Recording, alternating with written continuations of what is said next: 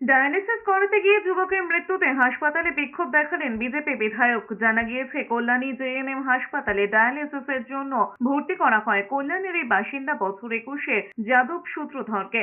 Dialysis department থেকে বলা হয় ফোন নম্বর দিয়ে যেতে, লাইন এলে ডেকে নেওয়া হবে। অভিযোগ, রাত 3টের দিকে পরিবারের লোকজন ডায়ালিসিস সেকশনে গেলে সেখান থেকে বলা হয় রোগীকে অন্য এক পেশেন্ট পার্টিকে দিয়ে পাঠিয়ে দেওয়া হয়েছে। সিকিউরিটি ডিপার্টমেন্টও এই ব্যাপারে কিছু জানে না বলেই জানানোর পর খোঁজ শুরু হয় যাদবের।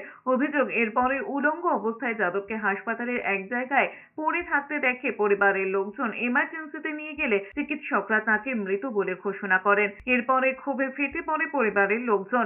চিকিৎসার গাফিলতির অভিযোগে বিক্ষোভ শুরু করেন। সেখানে যোগ দেন বিজেপি বিধায়ক অম্বিকা রায়। তিনি অভিযোগ করেছেন, অনৈতিকভাবে রোগীদের থেকে টাকা নেওয়া হয়, তারপরেও পরিষেবা মেলে না। পরিস্থিতি না পাল্টালে বড় আন্দোলনের হুঁশিয়ারি দিয়েছেন তিনি।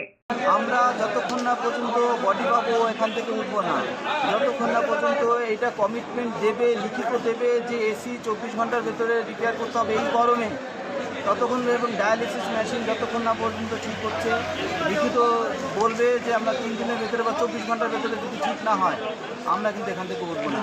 এমএলএ সাহেব আমাকে ফোন করেছিলেন, আমি এই জিনিসগুলো ওনাকে সাহেবকে পরিষ্কারভাবে ভালো করে বুঝিয়ে দিয়েছি কি এই জিনিসগুলো হয়েছে, এই জিনিসগুলো আমরা করতে যাচ্ছি। আর আমি বলেছি আপনিও দেখবেন কি নেক্সট উইকের মধ্যে এসিটা প্রথমে ঠিক হবে, আর তার মধ্যে আমরা ট্রাই করব কি মেশিনগুলো এক এক করে ঠিক করা হোক।